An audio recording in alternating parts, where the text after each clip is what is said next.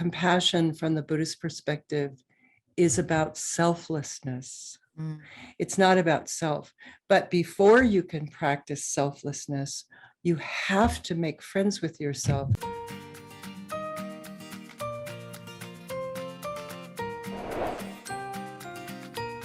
Good day, everyone. It's Leah Guy with the Modern Sage podcast. This is a place you can come to learn and be inspired to live your most abundant, healthy, and happy life. And today's episode is no exception. Before we get to this riveting topic today, one of my favorites, I want to just remind all of you that if you enjoy this podcast in any way, if you've benefited from it, I would really appreciate if you would leave a review, leave a rating, or share the podcast with your family and friends. We've got some nice momentum behind us, but of course, there's always so many more people that I believe that could benefit from the information that these podcasts contain. Also, you can follow me on social media at Leah Guy Live to get information about retreats and workshops, one-on-one work, as well as the snippets and reminders about these podcasts and my live stream teachings. You can also find this information on my website, Leah Guy. Now, today we're talking with a very beautiful woman who I'm pleased to introduce to you. Her name is Melissa Moore. She's a contemplative psychology educator, and she is a trainer and a leader in the thought process of everything from compassion and vulnerability and kindness and Buddhism and a lot of different beautiful qualities and assets that we can take into our lives and learn from and apply, no matter what our religious backgrounds and or our trauma or our learned behavior backgrounds. So I'm really excited to have this conversation. Her latest book is called The Diamonds Within Us. And here is Melissa. Hi. Hi. Did I get the name of your book right? I knew I would stumble over your title. It is a long one. It's The Diamonds Within Us, Uncovering Brilliant Sanity Through Contemplative Psychology. It's a really long title. I love that, but uncovering brilliant sanity. Isn't that what we all want? Yes, we do. Although I'm not sure that we all know what that is all the time. Yeah, we including don't. myself. Yes, exactly. You know, one of the things I love about your work that I resonate with too is learning to accept ourselves where we are. Mm-hmm. And today there's so much to talk about with you, but I want to try to stay a little focused today on two very important topics of vulnerability and compassion. And on the one hand, they kind of go together, or they can go together, but we can also discuss them separately. So to help get us there, why don't you tell our listeners a little bit about your background as far as what you do, because a lot of people don't know what contemplative psychology is and where your heart is in your work. Oh, thank you so much. I would say I started out and have been a student on the path of Buddhism for over 40 years, and I studied at Naropa University. At the time, it was a Naropa Institute, very much a hippie school in Boulder, Colorado, and became a therapist. And I really lost heart along the way because I specialized in women's issues, specifically eating disorders and sexual trauma and sexual abuse. And I somehow found along the way, as working as a therapist, that I really had trouble with the paradigm of pathologizing. I was lucky to study under someone called Ed Podvol, who was the founder of the contemplative psychotherapy program at Naropa. And he had a lot of conversations with us early on about therapeutic aggression and the way in which we try and constantly change ourselves and to make ourselves into something that we're not, when really what we possess already within us from a Buddhist perspective is actually perfect. But we don't always like the package it's in because we're busy comparing ourselves to what we should be on the outside.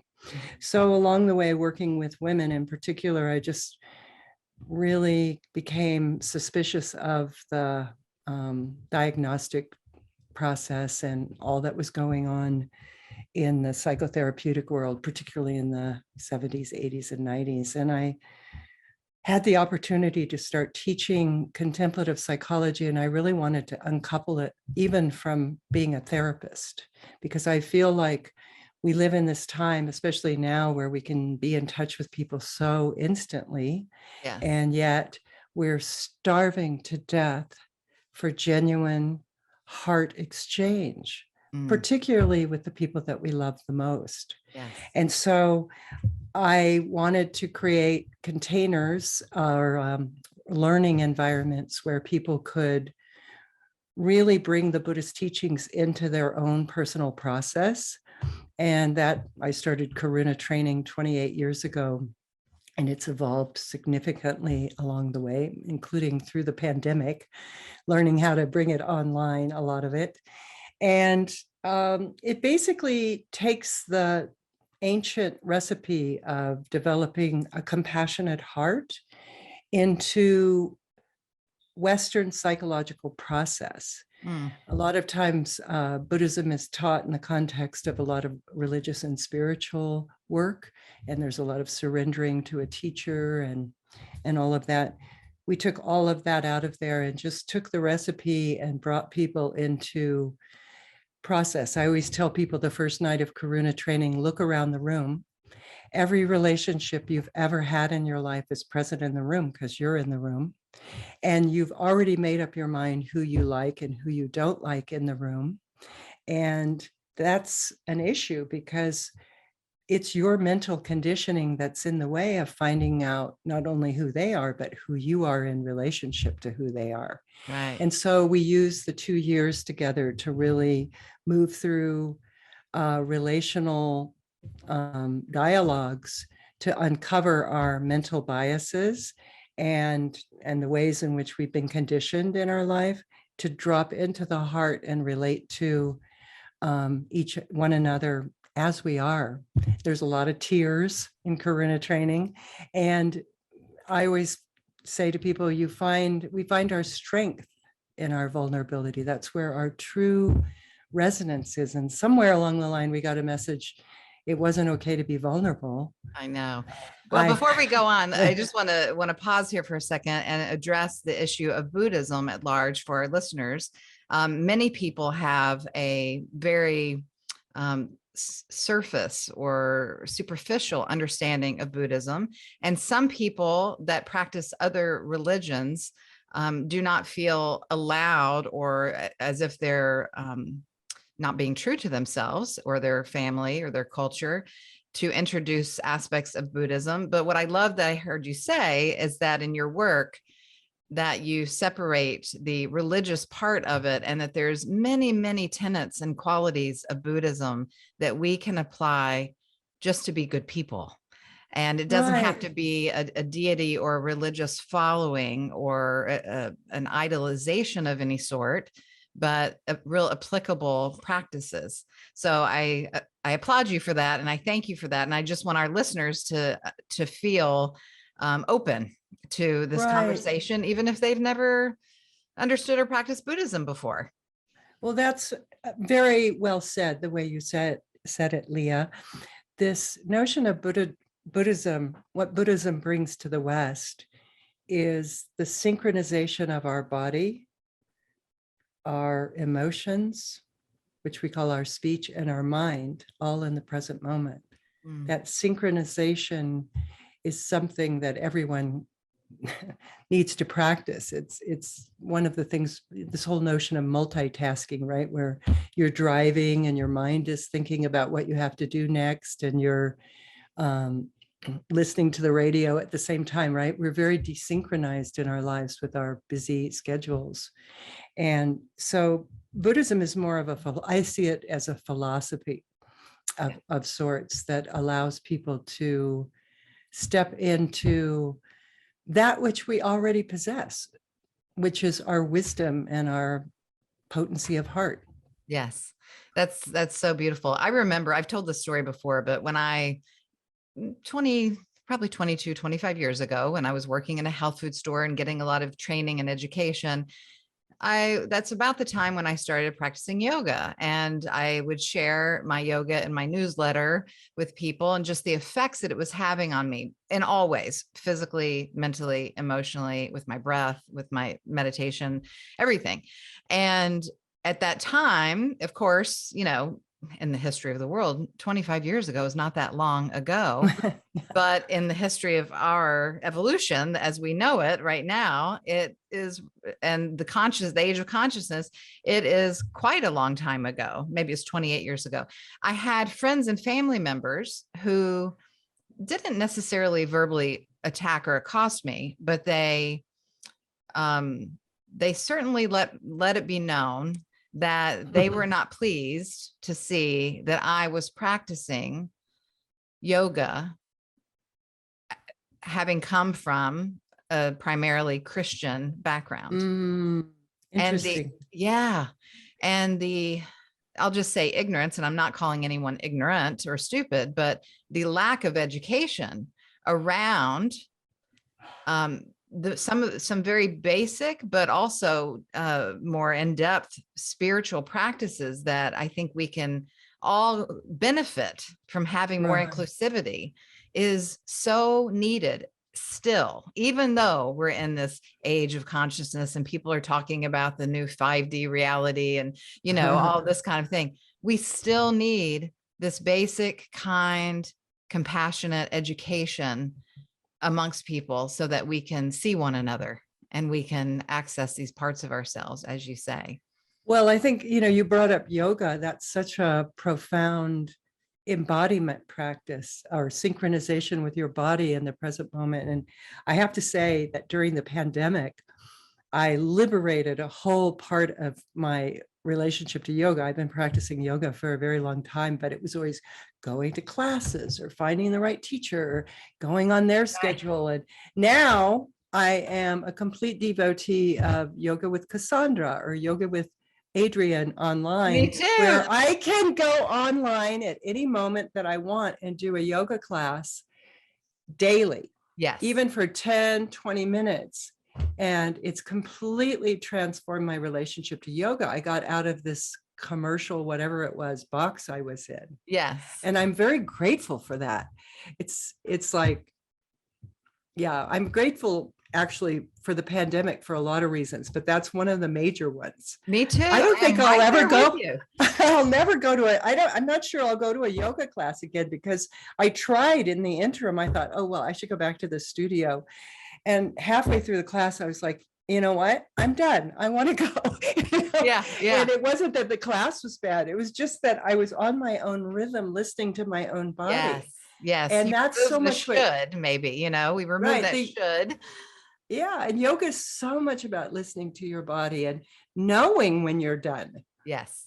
Knowing when you've had enough. And yes. So I love to hear that. I feel the exact same way. And I did the exact same thing and I'm still utilizing. So for those listening, go on YouTube. There's Yoga with Adrienne, Yoga with Tim. He's a little bit more power yoga flow, Yoga with Cassandra. These people have videos they put up regularly and years of them that you can access for free or do challenges for yourself. And if you want to explore that, but in that same way, Melissa, mine too, I had a very small daily yoga, like 10 sun salutations and some variations. But I found when I would just turn on YouTube and have my own pacing with a little bit longer, but not an hour and a half, and I didn't have to push myself. Right. It changed. Keep up with everybody. Yeah. It changed everything. And it becomes more desirous to, today I feel like I could do 23 minutes of yoga. Let me see what's available, Right. That's beautiful. Yeah. It's interesting because the same is true about meditation. Meditation, we always are trying to, especially when people first discover meditation, they try and fit themselves in a box, as if you would go into a store to try on clothes and try and fit yourself in everything you saw. Right? It doesn't work like that. The way meditation works is that you have to adjust and find the way in which the practice serves you so that you can use it in a way that awakens you. Otherwise, you're just practicing more aggression on yourself, trying to fit into something. Yeah. And people think, oh, I've got to sit down and I should count my breaths and I should have a still mind. And it should be 10 minutes or 20 minutes. Yeah. Right. And meditation is so much about befriending your mind as it is. Yes. Befriending it completely as it is. One day you're going to be wildly fantasizing about what you have to do or what you should have done. And another day you might be a little bit more silent and you can rest a little bit more. And the way in which we just be with ourselves as we are is a complete act of friendliness. It's Yeah. an act of loving kindness Yes. towards ourselves. And that's what meditation is really for.